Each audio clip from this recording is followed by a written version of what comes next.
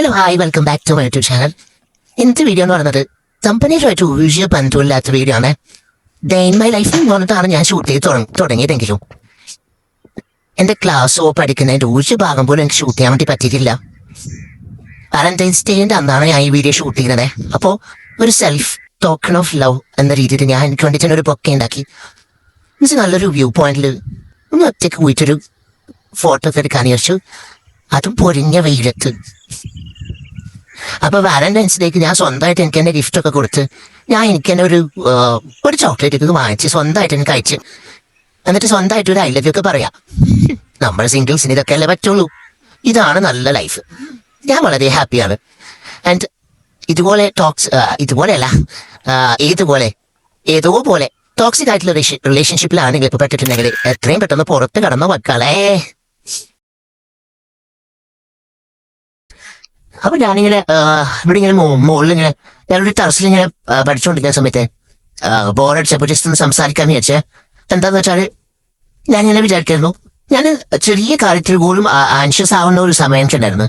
വെറുതെ ടെൻഷൻ അടിക്കുക, ഒരു കാരണമില്ലാണ്ട് വെറുതെ ഞാൻ ടെൻഷൻ അടിക്കുന്ന ഒരു സമയം എനിക്കുണ്ടായിരുന്നു. സോ ഈ 10th +1 +2 ആ ഒരു സമയത്ത് എല്ലാവർക്കും ഉള്ളൊരു കോമൺ ആയിട്ടൊരു പേടിയായിരിക്കും, പരീക്ഷാ പേടി. അതുപോലെ തന്നെ എക്സാം കഴിഞ്ഞ ശേഷം നമുക്ക് ആൻസർ ഷീറ്റ് കിട്ടുമല്ലോ. ആ സമയത്ത് എല്ലാവരും ആൻസേഴ്സ് ആവുന്ന ഒരു കാര്യം ടെൻഷൻ അടിക്കുന്നത് എക്സാമിന്റെ മാർക്ക് കുറയോ, അതുപോലെ തന്നെ ടീച്ചേഴ്സിന്റെ അടുത്ത് അടി കിട്ടുമോ വഴക്ക് കേൾക്കുമോ എന്നൊക്കെ പറഞ്ഞിട്ടായിരിക്കും. അങ്ങനെയൊക്കെ ചിന്തിച്ചിട്ടായിരിക്കും എല്ലാവരും ആൻഷ്യസ് ആവുന്നത്. പക്ഷെ ഞാനങ്ങനെയല്ല. ഞാൻ ഏറ്റവും ആൻഷ്യസ് ആവുന്നത് എന്റെ പേര് എങ്ങനെയാണ് ടീച്ചേഴ്സ് വിളിക്കുക എന്നുള്ളത്.